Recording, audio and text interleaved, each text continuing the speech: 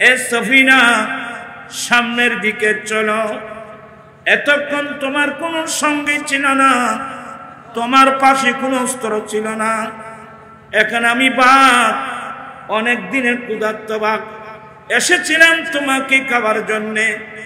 নবীর গোলাম যখন পরিচয় দিয়েছ, এখন আমি বাঘের দায়িত্ব হলো তোমাকে নিরাপদে মুজাহিদ বাহিনীর তাঁবুর মধ্যে পৌঁছে দেওয়া। হাত্তা বালাগাল জায়সা, শেষ পর্যন্ত বাঘ হযরত সফিনা রাদিয়াল্লাহু তাআলা আনহুকে মুজাহিদ বাহিনীর তাঁবুর মধ্যে ঢুকাই দিয়ে বাঘ ওয়াপস পাহাড়ের দিকে চলে যায়। প্রাণ পিসাই ভাইরা, আমি আপনাদেরকে অনুরোধ জানাবো, আমরা সেই নবীর সৈনিক হতে চাই কি চাই না? নবীর গোলাম হতে চাই কি চাই না? আজকে বিশ্বের অধিকাংশ আমরা মুসলমান ঐক্য না থাকার কারণে, বিক্ষিপ্ত অবস্থায় থাকার কারণে, বিভিন্ন দলে বিভক্ত হয়ে থাকার কারণে এই সুযোগটা নিয়েছে জালেম ইসরাইল। কথা বলছেন না কেন? জালেম ইসরাইলরা এই সুযোগটা নিয়েছে। আজকে 70 বছর ধরে এই জালেম ইসরাইল আমরা নিরীহ মুসলমানের উপর আক্রমণ করতেছে। বিগত 9 মাসে যে কাজ করলো জালেম ইসরাইল, আমি বলবো ইসরাইল, বিশেষ করে নেতানিয়াহু, কিন্তু অনেক ইসরায়েলিরা পর্যন্ত নেতানিয়াহুর এই জুলুমের বিরুদ্ধে অনেক লক্ষ লক্ষ ইসরায়েলি পর্যন্ত আন্দোলন করেছে। কথা বলছেন এখানে আপনারা? আমেরিকার এমন কোন ইউনিভার্সিটি ছিল না, সমস্ত ইউনিভার্সিটির হাজার হাজার লক্ষ লক্ষ ছাত্ররা নেমে এসেছে, আন্দোলনের মধ্যে এসেছে, আন্দোলনে নেমে এসেছে জালেম নেতানিয়াহুর বিরুদ্ধে। নেতানিয়াহু নিজের গদি রক্ষার জন্য, অন্য কিছু না, শুধু নিজের গদি রক্ষার জন্য এইভাবে মনকে মন্থনকে বোমা মেরে মেরে প্রায় 50,000-এর ঊর্ধ্বে নারী পুরুষকে শহীদ করে দিয়েছে। গাজা এলাকায় দেখা যায় একটা বিল্ডিং নেই। আমি বলবো নেতানিয়াহু, সে এবং তার দল যারা, এরা মানুষের শত্রু না, এরা স্বয়ং মানবতার শত্রু। কথা বলছেন না কেন? সে মানবতার শত্রু, সে চতুষ্পদ জন্তুর চেয়ে আরো নিকৃষ্ট। তবে আমি আশ্চর্য লাগলো, এই নেতানিয়াহু সে একজন ব্যক্তিত্ব, ছোট একটা ইসরায়েলের প্রধানমন্ত্রী। এই বিশ্বে জাতিসংঘ নামক এত একটা বিরাট শক্তিশালী সংগঠন থাকতে এইভাবে 50,000-এর ঊর্ধ্বে ফিলিস্তিনি মুসলিম ভাই বোনদেরকে কিভাবে শহীদ করতে পারলো? জাতিসংঘ জবাব দিতে হবে, ঠিক করে ভাইরা। ইটালির রাজধানী কি নাম বললাম? রোম শহর। কোরআন মাজিদ ফুরকানে হামিদের একটা সূরার নাম সূরাতুর রুম। ওই রোম শহরের নামে একটা সূরা কোরআন শরীফের 21 পারার মধ্যে ওই সূরা রয়েছে। আলিফ লাম মিম, গলিবাতির রুম, ডাইরেক্ট রোম শহরের নামে। আমার মায়েরা, একজন মুজাহিদিনদের একটা দল শুধু মদিনাতুল মুনাওয়ারা থেকে চলে গিয়েছিলেন ইতালির রাজধানী রোম শহরে জিহাদ করে ইসলামের পতাকা উড্ডীন করার জন্য। এই হাদিসগুলো পড়তে গেলে চোখের পানি ধরে রাখা যায় না। কোথায় মদিনাতুল মুনাওয়ারা আর কোথায় রোম শহর। আল্লাহু আকবার। কিভাবে গেলেন? সামুদ্রিক পথে। আর কি কষ্ট করে ওরা রোম শহরে গিয়েছিলেন জিহাদ করে ইসলামের পতাকা উড্ডীন করার জন্য। আমার ভাইয়েরা, ওই মুজাহিদিনদের মধ্যে একজন সাহাবা যাকে নবী সফিনা বলছেন। কি বলছেন? সফিনা। সফিনা শব্দের অর্থ হলো জাহাজ। আমাদের দেশে সফিনাতুল আরব জাহাজ একটা ছিল না? ওয়ালাইকুম আসসালাম। সফিনা মানে জাহাজ। ওই মর্দে মুজাহিদ 7 উটের বোঝাই। কয় উট? 7টা উটের বোঝাই। একটা উট কতগুলো বোঝা বহন করে জানেন? এগুলো ভিন্ন আলোচনা। আমার রাসূল ওনাকে বলছেন, তুমি আমার জাহাজ। নাম হয়ে গেছে সফিনা। আমার ভাইয়েরা, হযরত সফিনা রাদিয়াল্লাহু তাআলা রোম সৈন্যদের সাথে যুদ্ধ করতে গিয়ে রোমী সৈন্যরা সফিনা রাদিয়াল্লাহু তাআলাকে বন্দী করে তাদের বন্দিশালায় নিয়ে যায়। আমার নবীর সাহাবা, তোমরা ছেলেরা খুব মনোযোগ সহকারে শোনো এগুলো। হযরত সফিনা রাদিয়াল্লাহু তাআলাকে রোমী সৈন্যরা অ্যারেস্ট করে নিয়ে যায়। রাত গভীর। কিভাবে আমার নবীর সাহাবা সফিনা রোমী সৈন্যদের বন্দিশালা থেকে বেরিয়ে এসেছে মুজাহিদ বাহিনীর সন্ধানে। গভীর রাত, উত্তর দক্ষিণ চিনে যাচ্ছে না, সঙ্গে কোনো অস্ত্র নাই। হায় হায় হায়, সঙ্গে কোনো অস্ত্র নাই। গভীর রাত সফিনা রোম শহরের রাস্তা ধরে যাচ্ছিলেন, সঙ্গী কেউ নাই। যেতে যেতে যেতে যেতে সামনে যখন গেলেন, দেখতেছেন পাহাড়ি অঞ্চল। এই দিকেও পাহাড়, ওই দিকেও পাহাড়। 2 পাহাড়ের মধ্য দিয়ে, এটাকে গিরিপথ বলে না? 2 পাহাড়ের মধ্য দিয়ে গিরিপথ ধরে সফিনা যাচ্ছিলেন। যেতে যেতে একটু যখন গভীরে গেল, বিরাট এক বাঘ, অনেক দিনের ক্ষুধার্ত বাঘ হুঙ্কার ছেড়ে ওই পাহাড় থেকে লাফ দিয়ে হযরত সফিনার সামনে দাঁড়িয়ে যায়। আর সামনে বাঘ গতিয়ে লিখে নেবেন এই মাটির নিশান এখানে জেন বেন বুঝেরি খন হইকে গিয়ে তার কোনো ফাত্তা না তাই। সফিনার সামনে দাঁড়িয়ে গেল বিরাট এক বাঘ, ক্ষুধার্ত বাঘ। বলে, হ্যাঁ আমি অনেক দিনের ক্ষুধার্ত বাঘ, আজকে খাবার পেয়েছি।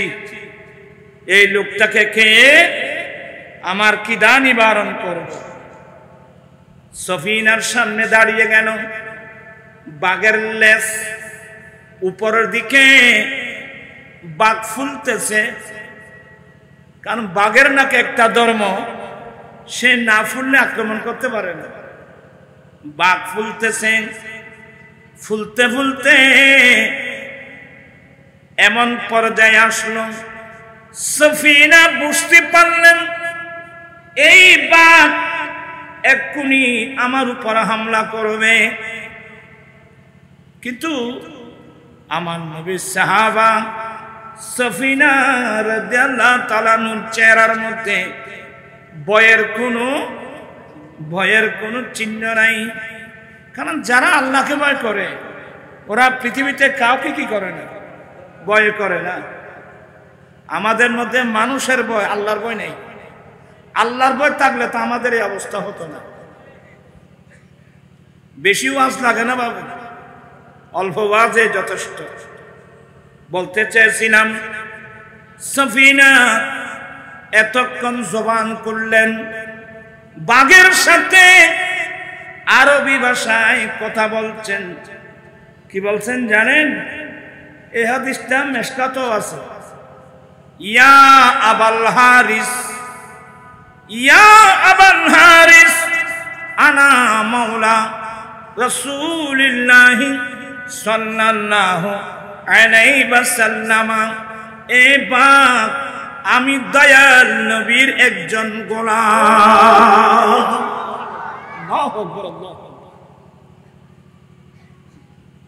পরিচয় কি? আমি নবীর গোলাম। ওখানে আমার নাম আব্দুর রহমান, আমার বাবার নাম আব্দুল খালেক, আমার বাড়ি মক্কায়। বাঘের সামনে এই পরিচয়পত্র কোনো কাজে আসবে না। এই বন জঙ্গলের পশু পাখি যেখানে যান একটা পরিচয় পত্র কাজে আসবে। এটা কি? আমি কার গোলাম? আরো জোরে বলেন, আমি কার গোলাম? এই জন্য তো আমাদের ছেলেরা নাচ পড়ে, দু জাহানে কি যে হবে আমার পরিচয়, দু জাহানে আমার পরিচয়। আয়া যে মরা মানুষ হতুন কেন বললেন? দু জাহানে কি যে হবে আমার পরিচয়, প্রিয় নবীর গোলাম ছাড়া অন্য কিছুই নয়। আরো জোরে, দু জাহানে কি যে হবে আমার পরিচয়, প্রিয় নবীর ছাড়া অন্য কিছুই নয়। দু জাহানে মানে দুনিয়ায়, কবরে, হাসরে, কিয়ামতের মাঠে আমার একটি পরিচয়, আমি দয়াল নবীর একজন গোলাম। আজকের মাহফিলের সবক অতীত কোথায় আমি তালাশ করে পাবো না। এখন থেকে মৃত্যুর আগ পর্যন্ত আমি সরকারের একজন গোলাম। আমরা নবীর গোলাম হতে চাই কি চাই না? দুই হাত উঠাই বলতে হবে, চাই কি চাই না? আল্লাহু আকবার, ইয়া রাসূলুল্লাহ।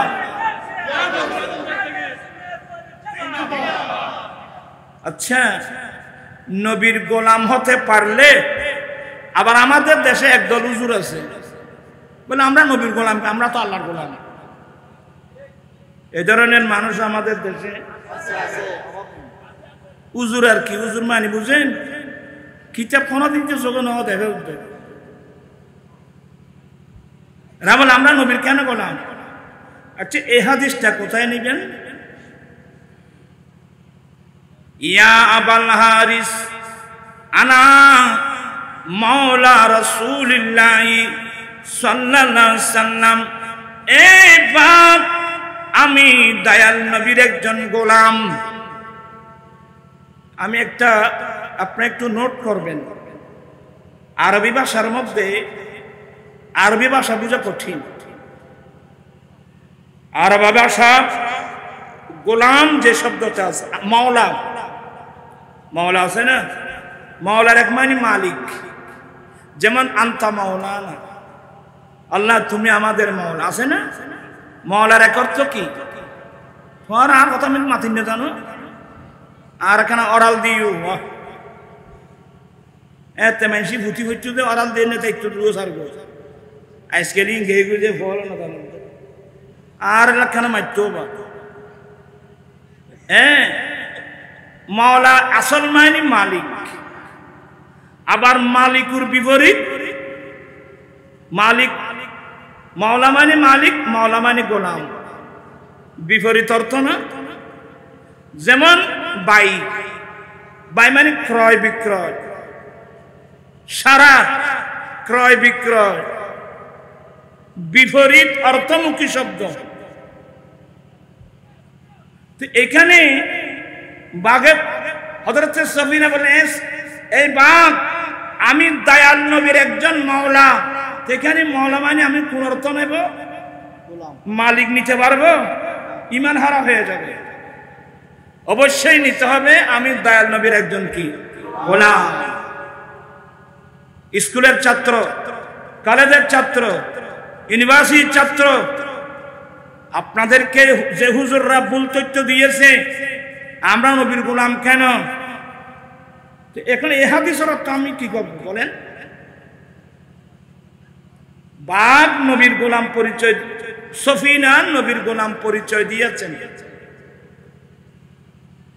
আমরা নবীর গোলাম হতে চাই কি চাই না? আসলে আরেকটা সমস্যা কি জানেন, গোলাম শব্দটা আরব দেশত গোলাম মানে দাস বুঝি হয়েছে না মাথায়। আমাদের দেশে গোলাম মানে কি? দাস। এই আই যে দূর আর বাসের দূরেরই ছোট বাচ্চাদেরকে গোলাম বলে ওইছে না মাথায়। ছোট ছোট বাচ্চাদেরকে কি বলে? গোলাম। গোলামের বহু বচন গেলমান। ছোট বাচ্চাদেরকে গোলাম বলে। আমি এই শব্দের অর্থ নিয়ে যদি কথা বলি দেরি হয়ে যাবে, আপনারা বিরক্ত হয়ে যাবেন। এখানে গোলাম মানে মালিকের বিপরীত গোলাম। হযরত সফিনা বলেন, এই বাঘ আমি দয়াল নবীর একজন গোলাম। প্রাণ পিছাই বাইরা মনোযোগ আছে নাকি? দেখেন হযরত সফিনা নবীর গোলাম পরিচয় দেওয়ার সাথে সাথে বাঘের কি অবস্থা হলো?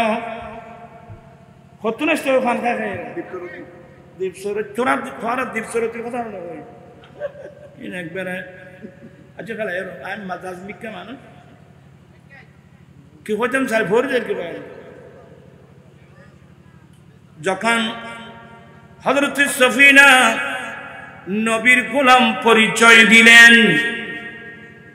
নবীর প্রতি শ্রদ্ধা কাকে বলে? নবীর প্রেম কাকে বলে? নবীর প্রতি শ্রদ্ধা কাকে বলে? এই চতুষ্পদ জন্তু থেকে শিখার দরকার আছে।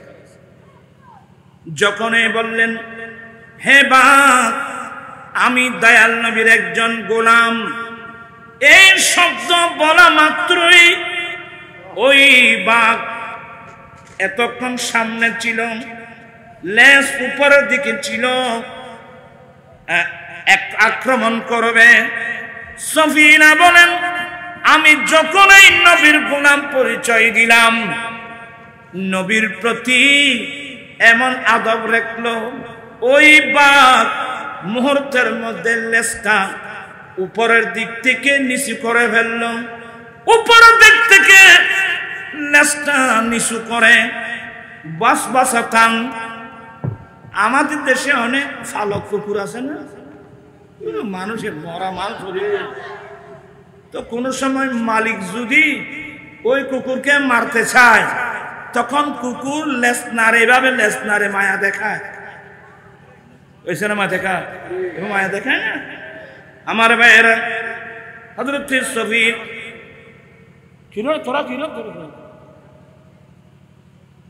তোরা এই গরমের তাবি দিনে আর কেন লাইন করতেন এন অসুখকে মানুষ নি আয় মেজাজে মিকে মানুষ নিজাম মারি বই শুনিনি আয় কিছু করতে তোরা বই থাকো, বইয়ের শুনো কিছু কষ্ট করি মা বলে এজন বেটি দেবা খাজর লাগো না। বলতে চাচ্ছিলাম, ওই সফিনা বলেন, আমি যখন এই নবীর গোলাম পরিচয় দিলাম, মুহূর্তের মধ্যে বাঘ লেজটা নিচু করে ফেলল। বাস বাসাতান, এভাবে লেজ নেড়ে নেড়ে মায়া দেখায় আমার সামনের রাস্তা ছেড়ে আমার পাশে এসে আমার বন্ধুর মতো দাঁড়িয়ে যা।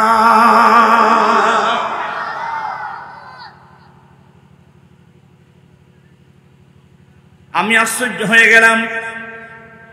আমার বন্ধুর মতো দাঁড়িয়ে গিয়ে বাগে মাথা দিয়ে ইঙ্গিত দিলেন, সফিনা এসেছিলাম, অনেক দিনের ক্ষুধার্ত বাঘ, এসেছিলাম তোমাকে কে খিদা নিবারণ করব। তুমি যখন নবীর গোলাম পরিচয় দিয়েছ, এখন আমি বাগারি মানি নৈতিক দায়িত্ব তোমাকে নিরাপদে, তোমার বন্ধু সাথে তোমাকে নিরাপদে মুজাহিদ বাহিনীর তাঁবুর মধ্যে পৌঁছে দেওয়া।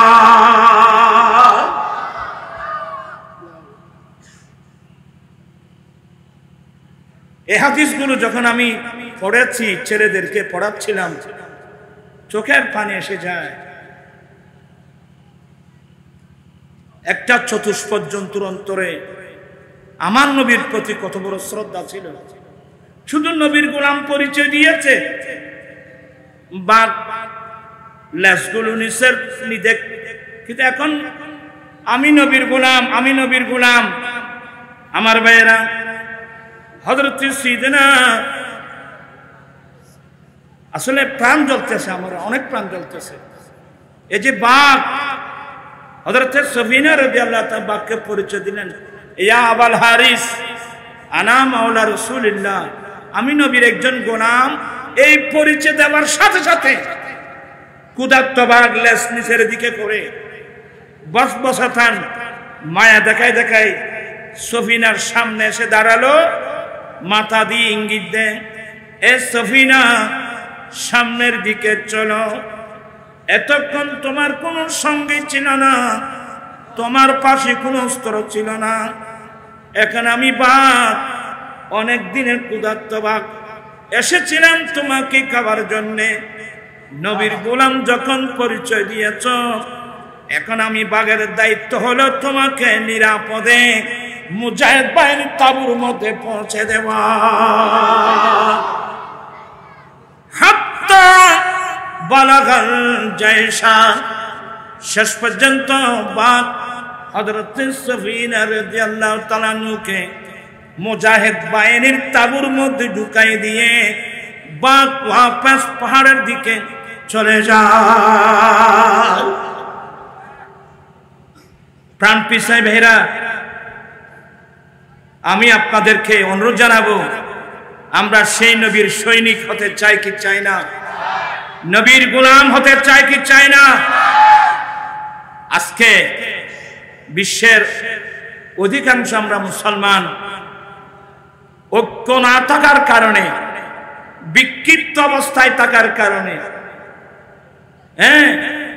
বিভিন্ন দলে বিভক্ত হয়ে থাকার কারণে এই সুযোগটা নিয়েছে জালেম ইসরাইল।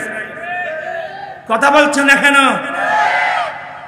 জালেম ইসরাইলরা এই সুযোগটা নিয়েছে। আজকে 70 বছর ধরে এই জালেম ইসরাইল আমরা নিরীহ মুসলমানের উপর আক্রমণ করতেছে। বিগত 9 মাসে যে কাজ করলো জালেম ইসরাইল, আমি বলবো ইসরাইল, বিশেষ করে নেতানিয়াহু, কিন্তু অনেক ইসরায়েলিরা পর্যন্ত নেতানিয়াহুর এই জুলুমের বিরুদ্ধে অনেক লক্ষ লক্ষ ইসরায়েলি পর্যন্ত আন্দোলন করেছে। কথা বলছেন না কেন আপনারা? আমেরিকার এমন কোন ইউনিভার্সিটি ছিল না, সমস্ত ইউনিভার্সিটির হাজার হাজার লক্ষ লক্ষ ছাত্ররা নেমে এসেছে, আন্দোলনের মধ্যে এসেছে, আন্দোলনে নেমে এসেছে জালেম নেতানিয়াহুর বিরুদ্ধে। নেতানিয়াহু নিজের গদি রক্ষার জন্য, অন্য কিছু না, শুধু নিজের গদি রক্ষার জন্য এইভাবে মনকে মন্থনকে বোমা মেরে মেরে প্রায় 50,000-এর ঊর্ধ্বে নারী পুরুষকে শহীদ করে দিয়েছে। গাজা এলাকায় দেখা যায় একটা বিল্ডিং নেই। আমি বলবো নেতানিয়াহু, সে এবং তার দল যারা, এরা মানুষের শত্রু না, এরা স্বয়ং মানবতার শত্রু। কথা বললাম, কথা বলছেন না কেন? সে মানবতার শত্রু, সে চতুষ্পদ জন্তুর চেয়ে আরো নিকৃষ্ট। তবে আমি আশ্চর্য লাগলো এই নেতানিয়াহু, সে একজন ব্যক্তিত্ব, ছোট একটা ইসরায়েলের প্রধানমন্ত্রী, এই বিশ্বে জাতিসংঘ নামক একটা বিরাট শক্তিশালী সংগঠন থাকতে এইভাবে 50,000-এর ঊর্ধ্বে ফিলিস্তিনি মুসলিম ভাই বোনদেরকে কিভাবে শহীদ করতে পারলো? জাতিসংঘ জবাব দিতে হবে, ঠিক কিনা ভাইরা?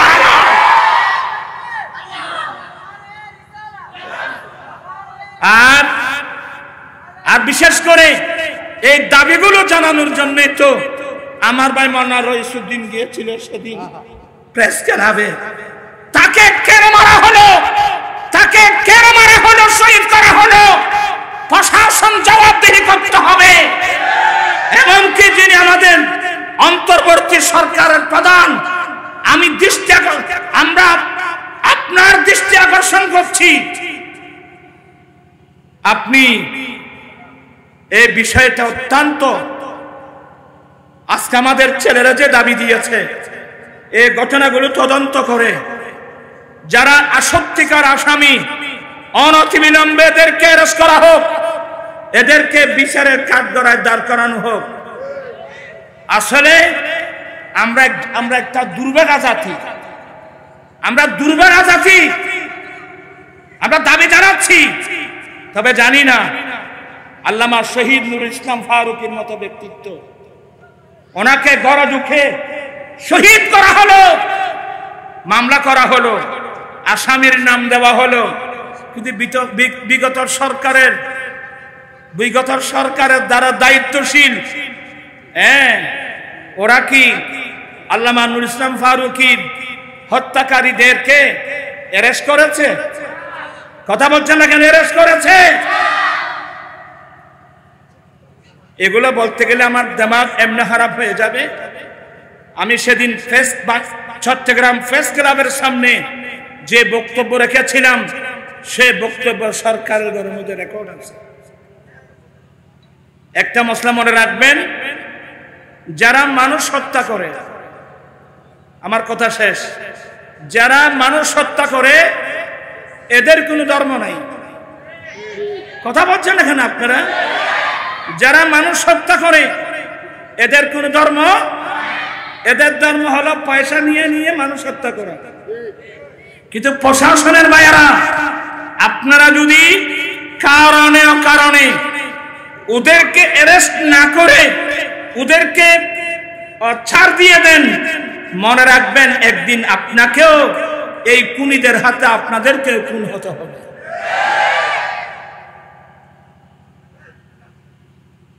কোথায় বলে আমাদের এই প্রশাসন? আমরা প্রশাসনের দৃষ্টি আকর্ষণ করছি, আমরা সহযোগিতা কামনা করছি, আমরা বিশৃঙ্খল পথ আমরা গ্রহণ করি নাই। আমরা ধর্মঘটের মতো রাষ্ট্র বন্ধ করার আমরা কোনো পদক্ষেপ আমরা গ্রহণ করি না। আমরা সহযোগিতা করতে চাই। অনতিবিলম্বে রইসুদ্দিনের আসামিদেরকে গ্রেফতার করা হোক, আল্লামা শহীদ নুরুল ইসলাম ফারুকীর হত্যাকারীদেরকে বিচার করা হোক, গ্রেফতার করা হোক, এদেরকে বিচারের কাঠগড়ায় দাঁড় করানো হোক। যদি এদের বিচার যদি করতে না পারেন, তো বাংলাদেশের জজ কোর্ট, হাইকোর্ট, সুপ্রিম কোর্ট এগুলোর দরকার তো নেই। আমার মসজিদের খতিব, যে খতিবের পিছনে আমি নামাজ পড়ি, যে ইমামের পিছনে আমি নামাজ পড়ি, এর বিচার যদি এই ধরনের মানুষ এদের বিচার যদি না হয়, তাহলে জজ কোর্ট, হাইকোর্ট, সুপ্রিম কোর্ট এখানে আপনারা কার বিচার করবেন? আমি আর কোনো কটু বাক্য ব্যবহার করছি না, আমি সহযোগিতা কামনা করছি। আমি আর মাইক চালা দিবে শুনবে,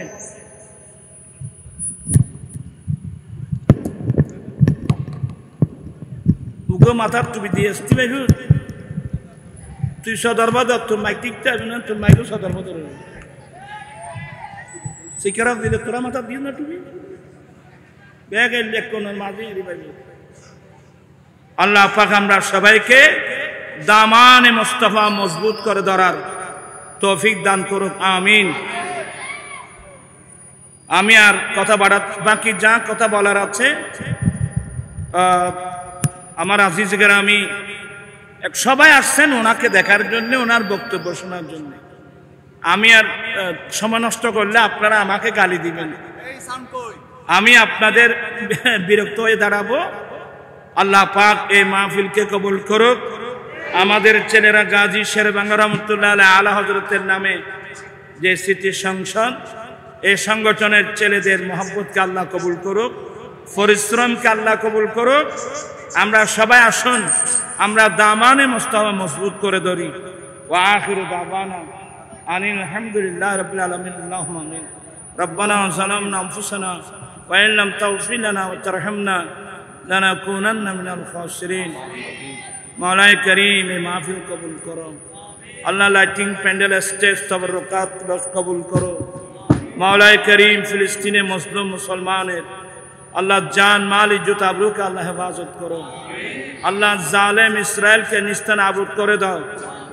শুরু হয়ে গেছে তো খোদাই গজব, দামানল এমন শুরু হয়েছে না, খোদাই গজব। খবরও তো জ্বলবে, দুনিয়া তো জ্বলতেছে, এগুলা খোদাই গজব। আল্লাহ তুমি এ জালেমদেরকে আল্লাহ তুমি নিস্তানাবুদ করে দাও আল্লাহ। ফিলিস্তিনকে আজাদ করে দাও। বিশ্বের মুসলমানদেরকে ঐক্যবদ্ধ হওয়ার তৌফিক দান করুন। বাংলার সমস্ত সুন্নি জনতা, সমস্ত মুসলিম ভাই বোন আমরা যেন একটা প্ল্যাটফর্মে আসতে পারি আল্লাহ সেই তৌফিক দান করুন। অনৈক্যের কারণগুলো চিহ্নিত করে কোরআন সুন্নাহ দিয়ে নিরসন করে সবাই যেন একটা প্ল্যাটফর্মে আসা যায় আল্লাহ তুমি সে গায়েবী ব্যবস্থা করে দাও। আজিজ গ্রামী জনাব মাওলানা তাহেরি সাহেব সহ আহলে সুন্নাত ওয়াল জামাতের মর্দে মুজাহিদ, অনেক জীবনের ঝুঁকি নিয়ে অনেক জায়গায় যেতে হয়। প্রত্যেকের জান মাল ইজ্জত আবরুকে আল্লাহ তুমি আল্লাহ। রইসুদ্দিন এ ভাইকে আল্লাহ তুমি মাকাম আল্লাহ শাহাদতের মাকাম দান করো। যারা ময়দানে মর্দে মুজাহিদের মতো কাজ করছে প্রত্যেকের জিহাদকে আল্লাহ তুমি কবুল করো। বিহাক্কি লা ইলাহা ইল্লাল্লাহ।